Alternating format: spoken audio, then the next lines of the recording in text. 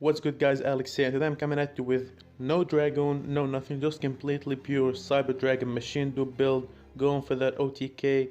And in this video I'll talk about my choices and a bit about the meta, and at the end I will talk about, my thoughts about the strategy and why I don't think it's the best way to play Cyber Dragon right now. But anyway, we're starting with a Cyber Monster lineup. It's pretty self-explanatory, 3 Cyber Dragon, 3 Core, 3 Hers, all normal, nothing crazy here. 1 Fear, I love it, and I'm actually thinking about pumping it to 2 just because, it's much better this format than it was the last format with the chain blocking thing. Because no one, not no one, but almost no one playing Imperm and Veiler comparing to the previous format.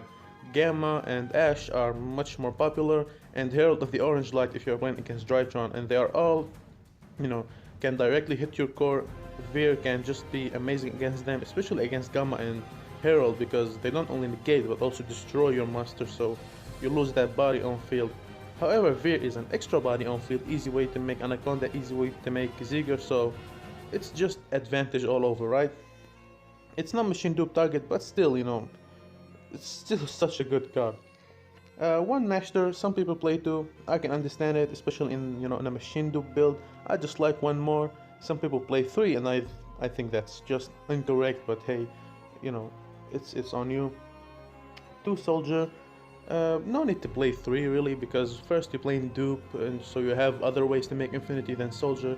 Second, because soldier can just break like the card not always that great. Like Gas Soldier is such a weird card. It's a love-hate relationship really, but you gotta play it because we don't have that many ways to make infinity, and especially if you don't play dupe, you have to max out on it. But it's all fine. The card I want to talk about is Chaos Dragon Legionnaire. I really love it. Usually I don't like to play this card. Like I used to play it in like 1 year, 1.5 years ago. Then I dropped it, but now I put it back in because it's good in so many matchups. Like popping cards now is actually more impactful than ever, and also it's like easy to summon because you have 6 dark hand traps in the deck, so you kinda have that fuel that like put any one dark monster in the graveyard, and the other 2 light monsters are so easy to summon. Also, it has like a huge synergy with the Chaos Ruler, which I played as my Gamma target, because if you use Gamma on your turn on VFD, if you're playing against VW, you can summon Chaos Ruler, it can unbrick you, it can make like meh hand just broken by its effect, because when it's single summoned you can excavate the top 5 cards of your deck, then add 1 light or dark monster among those 5 and mill the rest, and that's just crazy. You can add a core, you can add a soldier, you can mill hers, you can even like mill dark monsters if you have a Dragon Legionnaire in hand, and you can even add a Cast Dragon Legionnaire to your hand. So again, such a crazy card, and a lot of people play Omega as their level 8 of choice, which is I really don't understand. Like, what is Omega doing to you on your turn? Like, absolutely nothing. Ripping a card out of your opponent hand is pretty mediocre in comparing to this card. Like, this card can sometimes, like, it can unbrick you. It moves your hand from unplayable to broken by just like a snap. So yeah, I just love this card, especially that it has recursion, because if it's in the graveyard, you can banish 1 light and 1 dark monster from your hand and or your graveyard to special summon it. So again, amazing, and it's a level 8, so you can use it to make Dingirsu either with Fortress or with Chaos Dragon Legionnaire, and Dingirsu is again another disruption or another removal during your turn. So it opens the door for so many possibilities. It's insane. I love it. The Helltrap lineup: 3 Ash, it hits every deck in the meta. 3 Skullmeister, it hit every deck in the meta. 3 Crow, a lot of people don't like Crow. Like, they add these, like put it in the side and main Bell, but I feel Crow is more impactful than Bell right now. Because here's the thing, like versus Drytrons, if you wanna, Bell a Drytron monster, I'd just rather banish it, so they don't have, follow-up for next turns.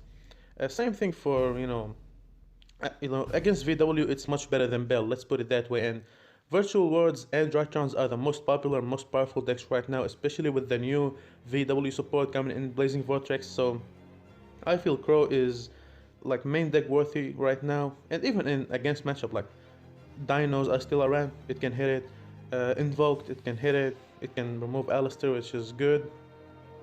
I know Bell can also stop Invocation, but I'm just saying it's not like, I'm not saying it's better than Bell versus Invocation. I'm saying it's not dead, so it's not like good versus two decks and dead versus the rest. It's still great versus. It's actually better than Bell versus Dinos, better than Bell versus VW. So, and it's not once per turn, which is like Cyber Dragon can break. So you always have to kind of build your deck as consistent as possible. So opening two Crow is much better than opening two Bell, etc. So yeah, 3 Gamma, some people hate it because it's tricky, and I completely understand, but it's a necessary evil if you're playing this strategy, because this strategy loses like so hard to VFD. It's just unbelievable. So yeah, you have to play Gamma. But again, the fact that you have Chaos Ruler in the extra deck kind of, it makes Gamma much better because, as I said, Ruler is just nuts. 3 Droplet. Droplet is, well, I know it's expensive. You can play Dark Ruler no more because Droplet is mostly here because of the Drytron matchup. It can negate Herald, it can negate Ruler, and they can't even respond to it.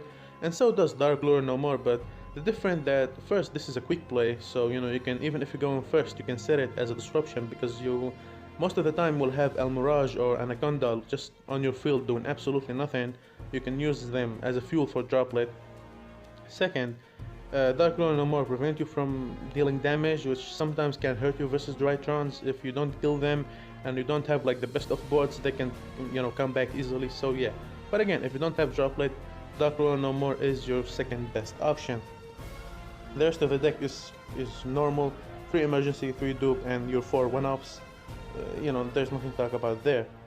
The extra deck, I want to talk about Bladies. A lot of people don't play Bladies, which is okay. I understand it's not like extremely high impactful disruption to bounce a card, but a lot of people play 2 Infinity, 2 Nova, which is like you're never summoning 2 Infinity in one turn. So I would rather have Bladies in there because if I open like Core, Machine Duplication, something else going first, I can have Infinity and Bladies together. And Bladies now is again much better than before because, for example, if you're playing against Eldritch Zodiac, you can bounce the Zodiac normal summon to the hand, prevent them from going into Zeus. If you're playing against Drytron, you can bounce something like Union Carrier to the extra deck, or even like any other extra deck monster that might threaten you, but mostly Union Carrier just to prevent them from comboing off. If you're playing against VW, you can also bounce their normal summon if they normal summon the monster.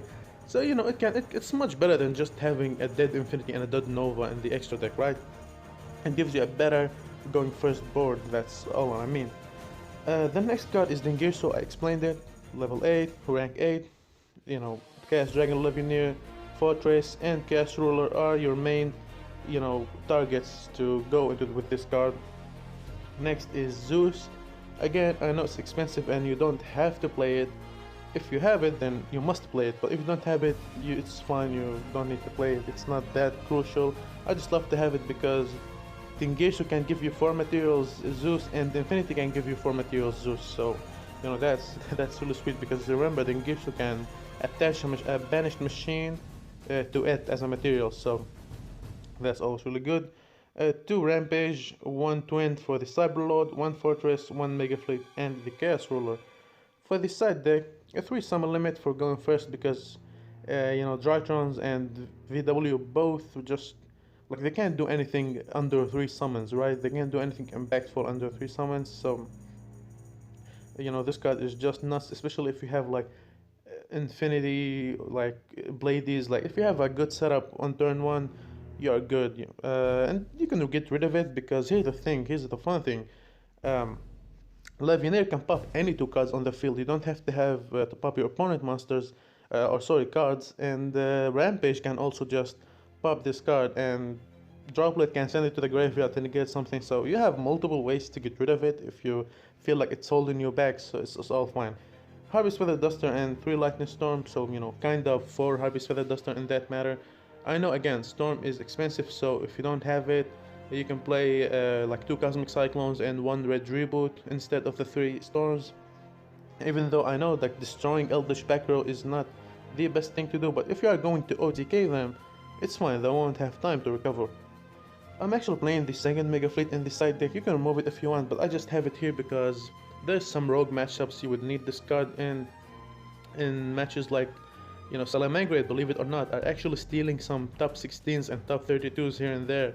So that's a matchup you would need 2 Mega Fleet in. Something like, I don't know, Sky Strikers, something like Unchained. Again, these are all rogue matchups, but all of these decks are stealing some tops here and there, so, like, don't sleep on them, that's all I'm gonna say. Drone Nightbird, again, good versus Drytrons. It's okay versus Dinos, I guess. If you go like Fossil deck, you can then like withdraw them, which is really sweet.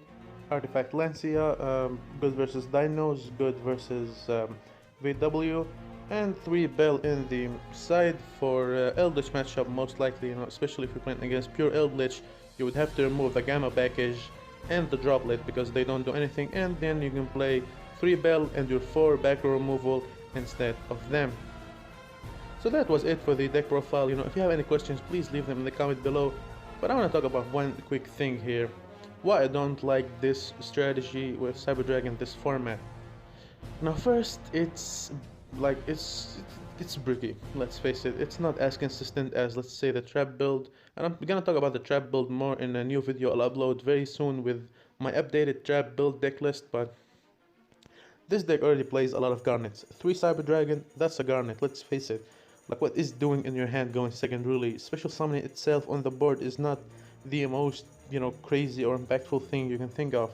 Even Gamma, again, it's a necessary evil, but it's a brick. And I'm not only talking about the driver here. Gamma itself is a brick because let's say you used it on your opponent's turn, that's cool, you got the driver out of the deck, but you still have 2 Cyframe Gamma in the deck that you might top deck.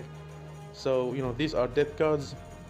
They are good to pitch for, like Droplet, for example, but that's pretty much it. And again, like, sometimes, again, like, if your opponent Gamma your core and you have a Machine Dupe in hand, that's dead, your whole hand is dead. And so yeah, like, I don't know, it's like the deck can be bricky. Galaxy Soldier can sometimes be bricky also. That's why I prefer the trap build, this format. It's much less bricky. It's like, it doesn't care about VFD, it doesn't care about even Ruler, like, you can just take care of them easily with your trap cards. But yeah, overall I feel it's much more cleaner, much more better, more consistent, have a much better grind game also. You don't have to OTK or bust, like, it's fine. You can drain the resources of your Drytron's opponent, you can go toe to toe with Eldritch with the grind game. It's much better and cleaner than this build, in my opinion. I'll talk again, as I said, I'll talk about it more in the trap build. I'll update it in this week. So thank you for watching. Again, if you have any questions, please put them down below, and peace.